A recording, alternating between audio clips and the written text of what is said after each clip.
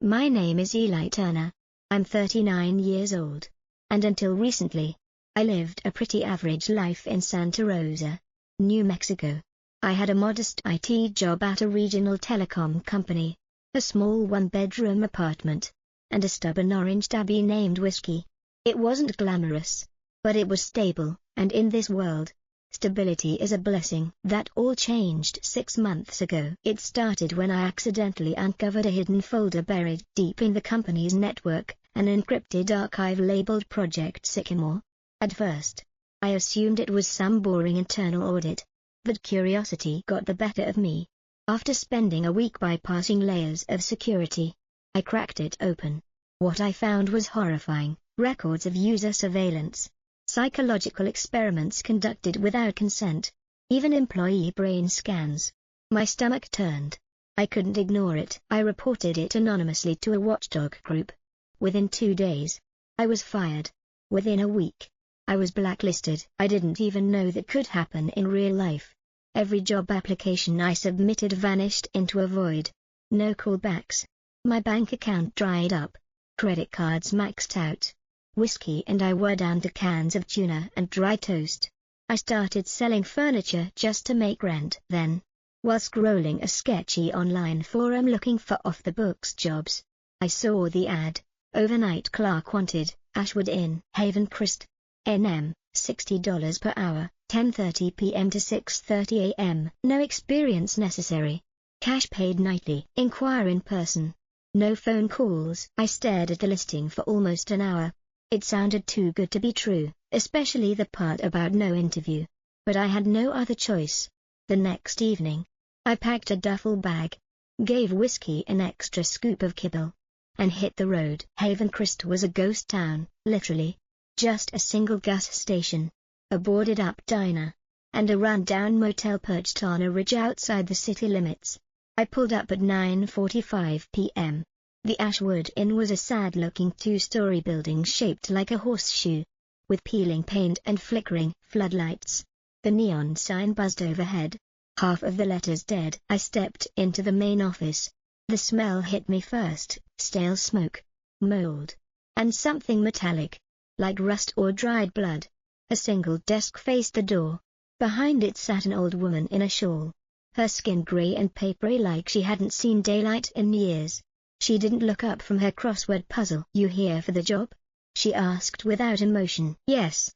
Eli Turner." She waved a hand to shut me up and finally looked up. Her eyes were a pale, milky blue. "Doesn't matter what your name is," she said flatly. "You showed up. That's good enough." I hesitated. "You don't need a resume or anything?" "Nope. All that matters is that you're here. You start in 20 minutes. $60 an hour. Cash. You'll get your pay when the sun comes up." "What exactly do I do?" She reached into her desk drawer and handed me a crumpled, yellowed piece of paper. "Read this. Memorize it. Don't write it down. Don't share it. And for God's sake, follow every rule." The paper was covered in neat, faded handwriting. My hands trembled as I read: "Rules for night staff at Ashwood Inn. At 10:45 p.m. Turn off the neon sign. Turn it back on at exactly 6:25 a.m. No exceptions. If you hear tapping from inside the soda machine between 1 a.m. and 3 a.m., ignore it. Do not open the machine. Room 209 does not exist. If anyone asks about it, say it's condemned. If you see someone entering it, do not interfere. At 3:03 a.m., the payphone in the hallway will ring. Answer it, but do not speak.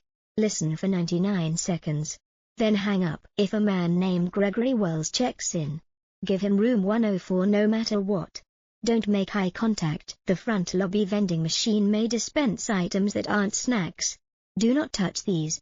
Wrap them in foil and store them in the locked box under the desk. At exactly 5:45 a.m., lock yourself in the janitor's closet. Remain inside until 6 a.m. Do not open the door, no matter what you hear. This is a joke, right? I asked. The old woman stood slowly. It's not. Trust the rules, or you won't make it to sunrise. And with that, she picked up her bag and shuffled out the door. I was left alone. the keys jangling on their hooks behind the desk, the paper still trembling in my hands. I considered leaving. This whole thing screamed cult prank or elaborate hazing. But then I thought of whiskey, the eviction notice taped to my apartment door, and my empty fridge. I stayed at exactly 10:30 p.m. I settled into the creaky office chair, rereading the list of rules until I could recite them word for word. My pulse thudded in my ears as the clock ticked closer to 10:45. When the time came, I stepped outside and flipped the switch on the sign. The buzzing stopped. The motel was swallowed by silence, except for the wind. As I turned to go back in, I caught something out of the corner of my eye, movement. Barely visible. Near the second floor, room 209. But there was no room 209, at least.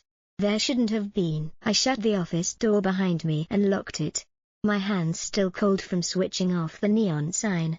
Inside, the hum of the old ceiling fan was the only sound. I sat back behind the desk, trying to convince myself none of this was real, just a weird old woman playing a sick prank. Maybe this was some local test of patience, or a hazing ritual. But the rules haunted my thoughts like whispers in the dark. At 11:10 p.m., I forced myself to explore the building. Behind the front desk was a narrow hallway. It led to a supply closet, a bathroom with a cracked mirror, and a back room with a sagging cot and a rusted mini fridge. I figured that was the break room if you were brave enough to close your eyes in this place. I wasn't. By midnight, I'd memorized every crack in the office floor. The real nightmare began at 1:12 a.m. A car pulled into the parking lot, headlights sweeping past the window like searchlights. I tensed. Footsteps. A knock. I forced a smile and opened the door. It was a couple in their 20s, laughing and clearly buzzed. Maybe from a nearby bar. The guy had messy hair and a wide, toothy grin. The girl clung to his arm, looking amused and slightly anxious. "Hey, man," the guy said. "We just need a room for the night. Kinda spontaneous trip. You know?" "Right," I said, grabbing a key from the pegboard. "Room 201 is available. Top floor. $60 cash." The girl glanced around nervously. "This place gives me weird vibes." "Character," the guy said, chuckling. "Old school horror movie charm." She forced a smile, but I could see her unease as I handed over the key and took their cash. I noticed the room number glowing faintly in the overhead light. I remembered the rule, room 209 does not exist. I glanced over at the pegboard. There was no key labeled 209, but between 208 and 210. There was a blank hook. I looked away quickly and forced another smile. "You two have a good night." Once they were gone, I sat in the office, heart pounding. One normal interaction. That's all I needed. Just one boring shift, and I could leave with cash in my hand. At 2:09 a.m., the sound came. It was soft at first, barely noticeable. A faint tapping, like rain on glass. I didn't move. The soda machine in the lobby stood against the far wall, half lit, humming quietly. The tapping came again, louder. My stomach clenched. I looked at the rules again in my head. If you hear tapping from inside the soda machine between 1 a.m. and 3 a.m., ignore it. Do not open the machine. The tapping turned into knocking, slow and rhythmic, like someone locked inside. Then it started scraping. Something, or someone, was inside the machine, clawing at the inside of the glass. I stood frozen, eyes fixed on the machine from across the room. I could hear a voice now, faint and muffled, crying, pleading. A woman's voice. Maybe the girl who just checked in. "Help. Help me." No. It was a trick. It had to be. I backed into the office and shut the door. I sat on the floor behind the desk, covering my ears, whispering to myself, "It's not real. It's not real. It's not." Silence. The sound vanished as suddenly as it began. When I dared to stand, it was 2:43 a.m. The soda machine was quiet, the lobby still. But I knew something had happened. Something was testing me, trying to see if I'd break the rules. Then came the phone. 3:03 a.m. sharp. The old payphone in the hallway rang. It sounded like a church bell in the dead of night. Loud, clear. I froze, then slowly walked toward it. every step heavier than the last. The phone looked ancient, metal casing chipped, receiver hanging slightly loose. I picked it up, static, then, faintly beneath the static, something else. Breathing. Footsteps on creaking wood.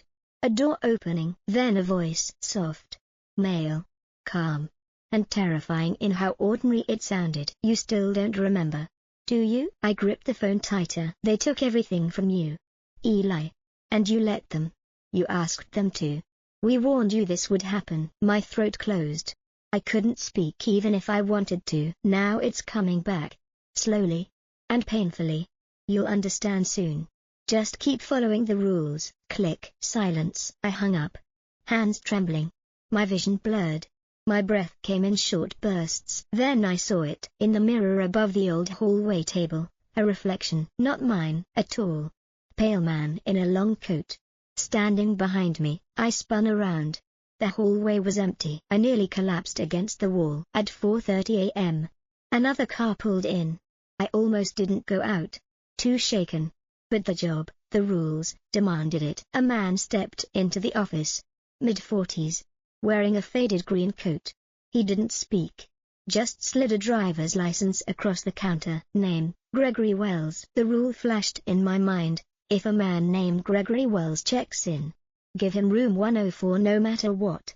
Don't make eye contact. I grabbed the key without hesitation. Kept my eyes on the desk.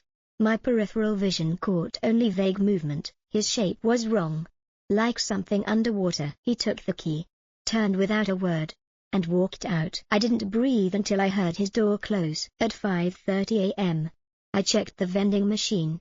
Something small and square sat inside, wrapped in what looked like yellowed skin.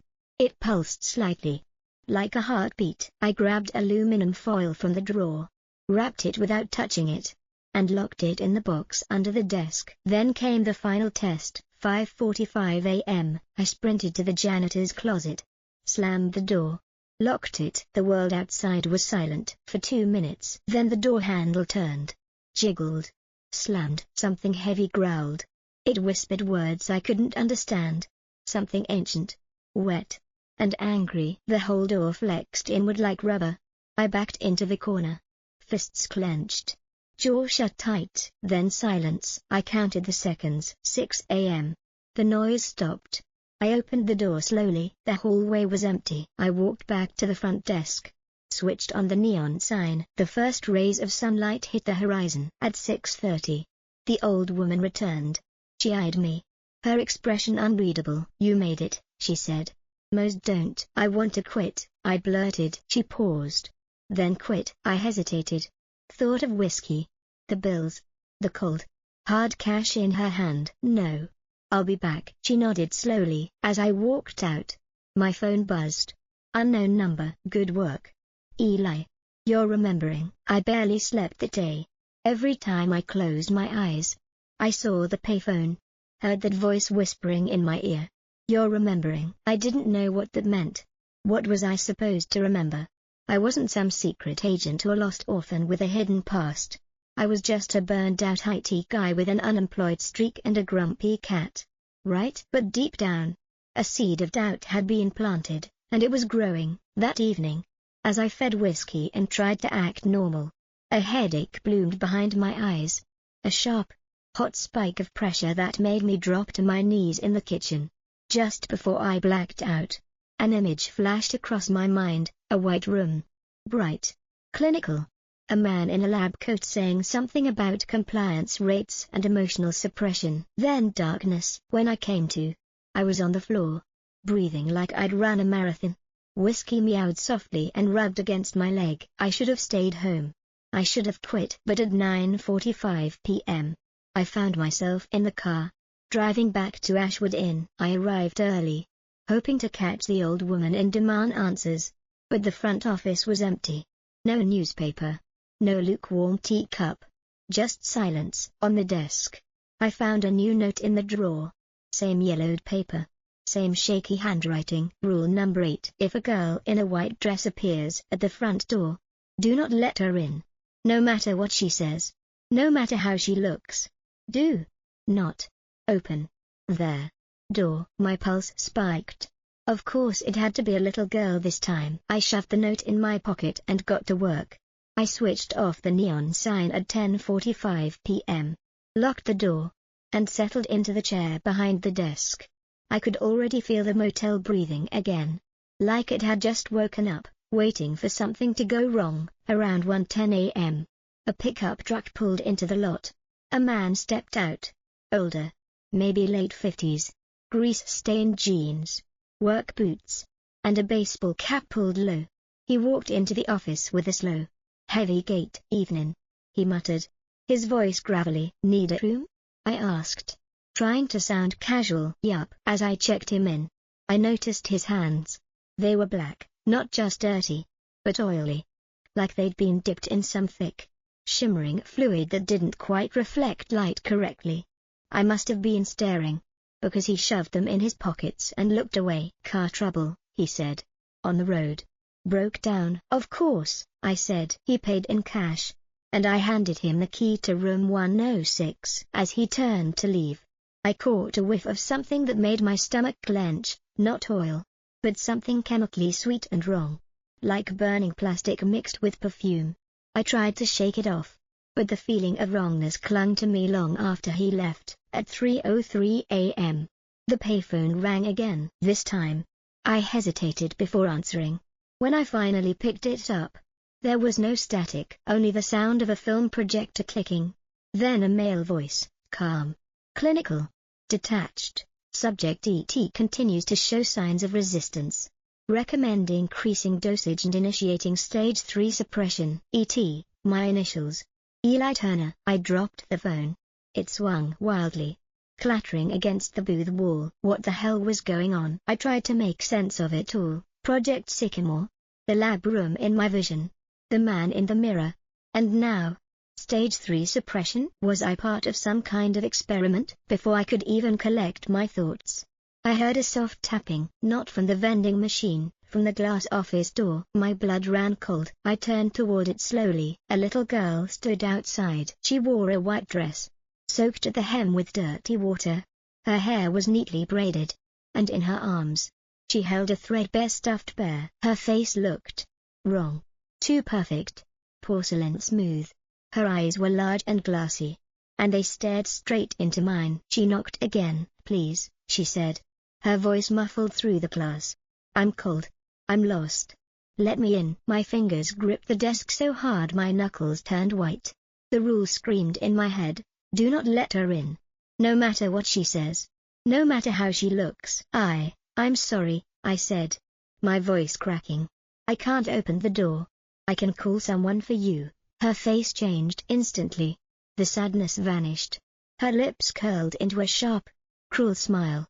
Her eyes darkened like ink spreading through water. She tilted her head at an impossible angle. "You really think you're safe in there?" she said, her voice now deeper, older. "You don't remember what you did, Eli. But we do.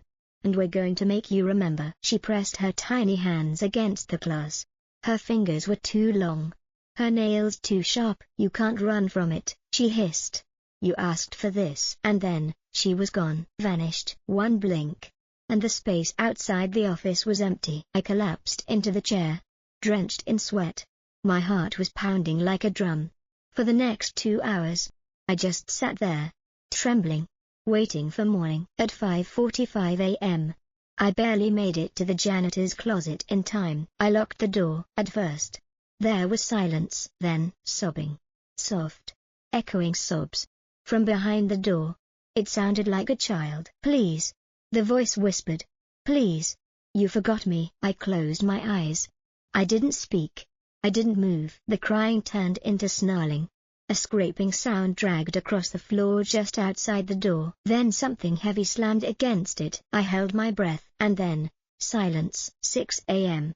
I stumbled out, barely able to stand. At 6:25, I turned the neon sign back on. It flickered weakly to life. As I was grabbing my bag to leave, I saw something new on the desk, an envelope. Inside was a photo, an old Polaroid. It showed me, strapped to a metal chair, in a white room with bright lights and wires attached to my head. On the back of the photo, written in red ink, "The experiment isn't over. It never ended. When I got home that morning, I didn't go to sleep. I didn't shower, didn't eat. I just stared at the photo for hours, that grainy Polaroid of me, strapped to a metal chair, my eyes wide in terror. The wires, the white room, the harsh overhead light. I knew that room. I had been in that room, but I couldn't remember when or why, and that terrified me more than anything. At some point, I must have dozed off on the couch because when I woke up, it was late afternoon, and my cat Whiskey was sitting on my chest, meowing loudly. She always knew when I was losing it. I sat up slowly, body aching, mind spinning. I didn't want to go back to Ashwood Inn. Every part of me screamed to run, to get out of the city, disappear, change my name, whatever it took. But then I remembered the envelope, the voice on the phone. The girl in white. "You asked for this. We're going to make you remember." If I ran, I'd never get answers. And I was starting to think the real danger wasn't in the motel, it was inside me. So at 10 p.m., I got back in the car and drove. I didn't tell anyone where I was going. Not that there was anyone left to tell. A new rule. When I arrived at the front office, the old woman was already there, sipping from her cracked mug like nothing unusual had happened the night before. She glanced at me with those steel grey eyes. "You look like hell." "Thanks," I muttered. "You have another rule for me, don't you?" She nodded and reached under the desk. "New ones show up when they're needed. Not before. Not after." She handed me a note. "Rule number 9. At exactly 2:23 a.m., go to the vending machine and press before. Then at 2, take whatever falls out and place it under the cot pillow. Do not look at it. Do not open it." I stared at it. "What happens if I don't do this one?" She shrugged. "Might be fine. Might not. I don't make the rules, kid. I just survived them." And then she stood and walked out into the night, leaving me alone with the flickering light and buzzing silence. Into the mouth of the motel. The shift started off quiet. Too quiet. No guests. No calls. No scratching at the vending machine. Just the hum of fluorescent lights and the distant rustle of trees outside. But the silence wasn't comforting. It was the kind of silence that came before a scream. I passed the time pacing the lobby, staring at the front door, flinching at every creak of the walls. At 2:23 a.m., I did as instructed. I went to the vending machine, pressed before. Then at 2, the machine made a strange click-hiss noise, like air escaping under pressure. Then something dropped into the tray. I didn't look at it. I didn't need to. I could feel it. Cold, metallic, slightly pulsing, like it had a heartbeat of its own. Using my jacket sleeve, I picked it up and carried it to the back room, placing it carefully under the cot's pillow. The moment I let it go, a faint whisper passed through the room. It didn't sound like a voice. It sounded like a memory. My memory. But it vanished before I could grasp it. A door that shouldn't exist. That's when I heard it. Footsteps outside. I peeked through the blinds and saw the man from the first night, the one with the black-stained hands, walking toward room 209. Except room 209 didn't exist. There was no room 209 on the motel map. There was no key labeled 209. But there he was, standing in front of a door that wasn't supposed to be there, a narrow, dark-colored door wedged between rooms 208 and 210. It hadn't been there the night before. He reached into his coat and pulled out a key, long, coppery, shaped like a tool instead of a standard motel key. He turned it in the lock. The door opened with a hiss of steam. Inside was light, harsh and golden. The man stepped through. The door remained open. I should have stayed put. But something in me, some buried part I didn't understand, wanted to know. So I followed him. The impossible room. The room beyond the door was impossible. It was massive, the size of a warehouse, glowing with artificial golden light. The walls were covered in white ceramic panels and thick black cables. At the far end stood a high-backed chair, like a throne, with restraints on the arms and neck. Machines surrounded it, blinking and pulsing. A figure sat strapped to the chair. It was me, or another version of me, eyes closed, mouth slightly open, tubes running from his arms into a console. I stumbled backward.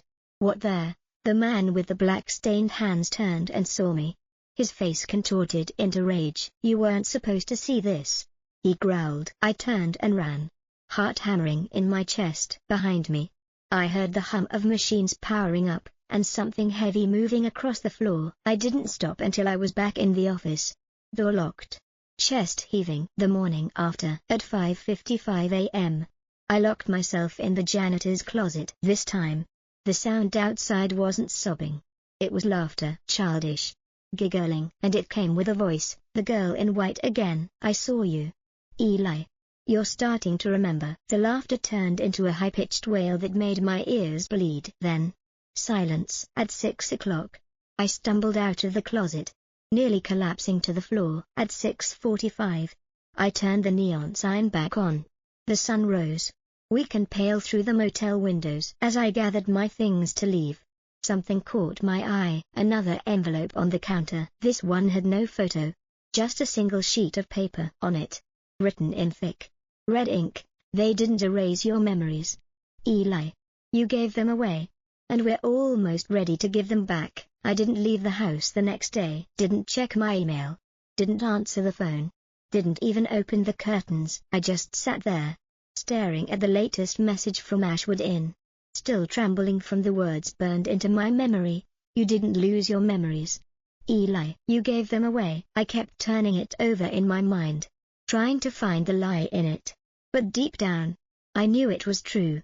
Somewhere along the line, I made a choice, whether conscious or not, to forget something. The question was, what was so terrible that I wanted it erased, and why was it coming back now? Whiskey stayed close to me all day, as if sensing the storm building behind my eyes.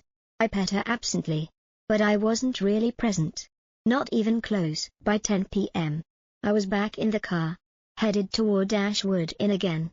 I didn't want to go, but the fear of not knowing was somehow worse. Another rule. When I arrived at the office, the old woman was waiting for me again. This time, she didn't offer a greeting.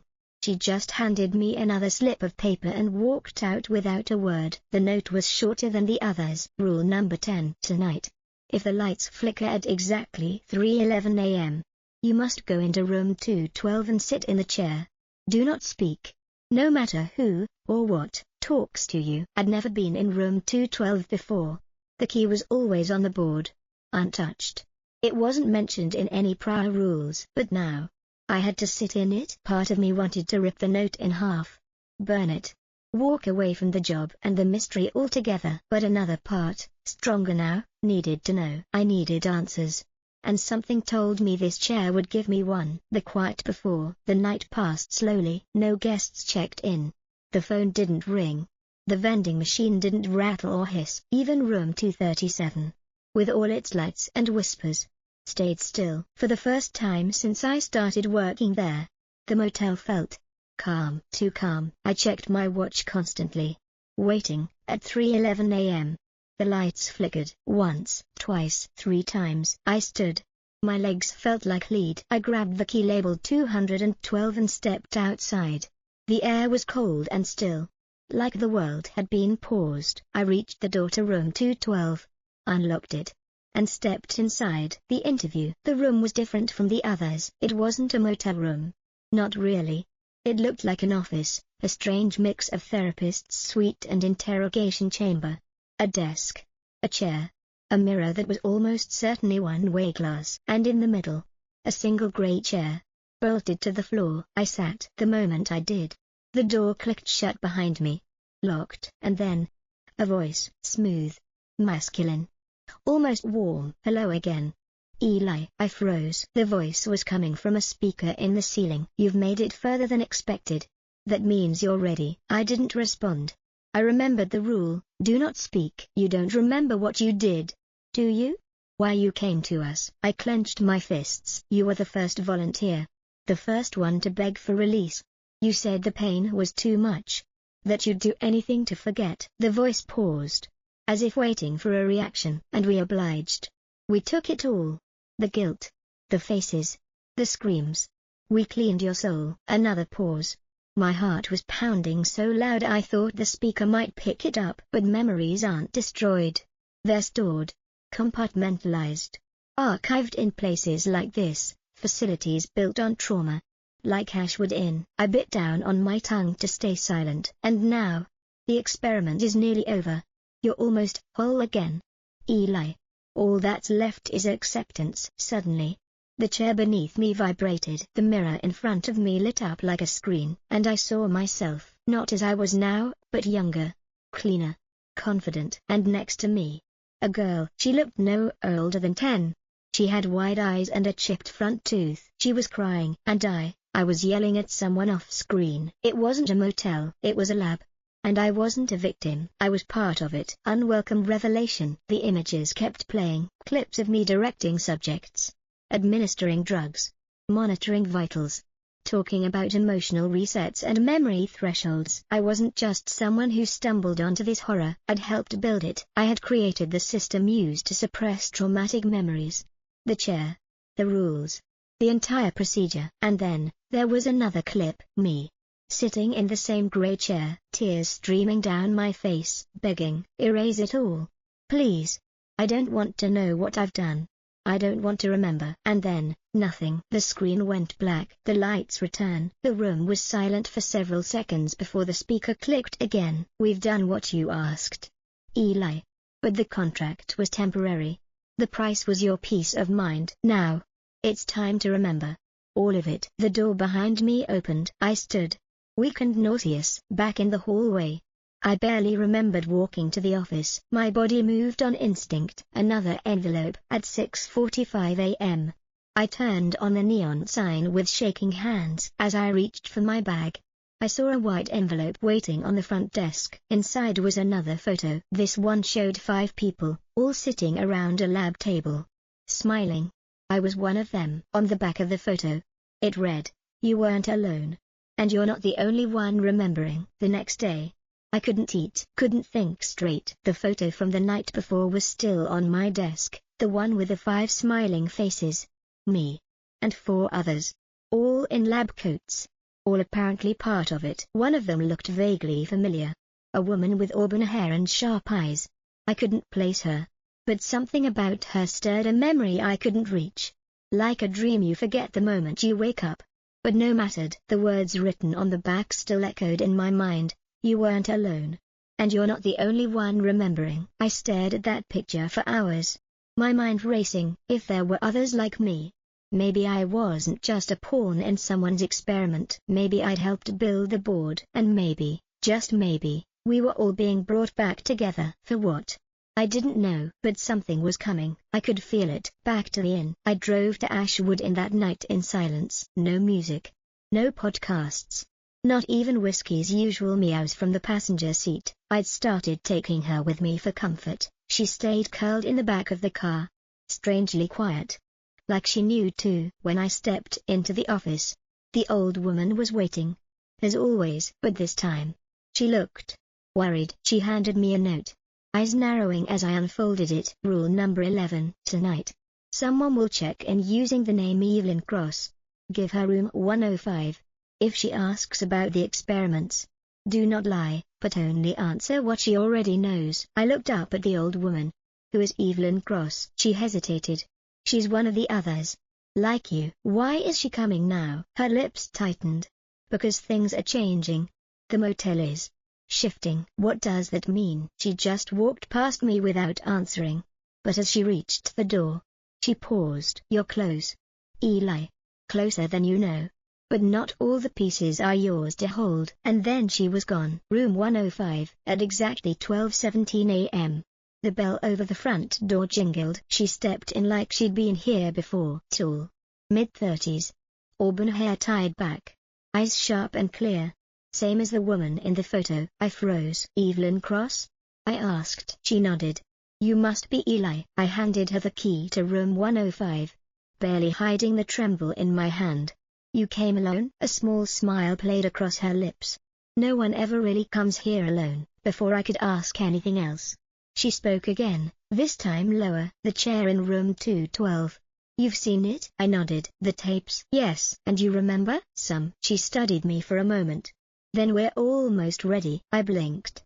Ready for what? Instead of answering, she took the key and turned toward the hallway. I'll see you before sunrise, Eli.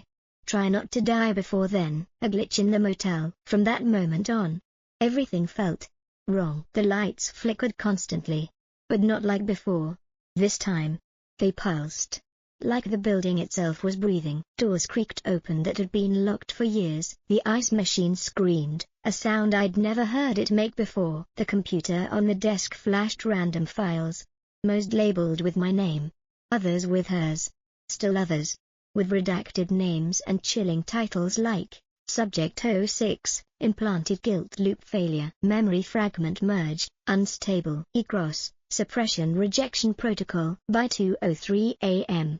the motel felt less like a building and more like a living thing. Something was waking up, and it remembered us. An unexpected guest. At 2:45 a.m. someone else arrived. A man in a navy suit. Clean-shaven. Wearing sunglasses. At night. He didn't speak as he approached the counter. He simply placed a $100 bill on the desk and waited. I didn't move. Name? I asked. He leaned in. Lips barely moving. I'm not here for a room. I stiffened. Then why? This place wasn't supposed to activate. Not yet. You've accelerated it. He tapped the counter. Walk away. Eli. Before it locks you in for good. And then he was gone, out the door. Swallowed by the fog that had begun creeping across the parking lot. Evelyn returns. At 3:33 a.m. The phone rang. I answered. This time. No whispers. No white noise. Just her voice. Come to room 105. Click. I didn't hesitate. I found Evelyn sitting cross-legged on the bed. A stack of old photographs and printed files spread out around her. Sit, she said. I obeyed. She handed me a photo, this one of me. Not in a lab coat but a hospital gown. Strapped to the chair with wires in my neck. I thought I was part of the team, I whispered. You were. Then you volunteered. Why? She met my eyes. Because of what we did to them. The kids. The families. You couldn't live with it. So you offered yourself as a test subject. I stared at the image in my hand. But I kept coming back. Yes, she said. Because you designed the memory failsafe. The motel. The rules. This whole place is a psychological maze built to restore suppressed identity. And it only works if you want it to. And the others? She nodded toward the fog beyond the window. They're coming back too. A long silence. Then she added. Tonight. You choose. Finish it. Or forget again. One last rule. As I left her room to return to the office, a fresh slip of paper waited on the front desk. This one wasn't typed. It was written in red marker. Scrawled and uneven. Final rule. If the lights go black after 4:44 a.m. and you hear your own voice whispering from room 237, do not run. Do not hide. Walk into the room. Let it finish. I stared at it. Then I checked my watch. 4:41 a.m.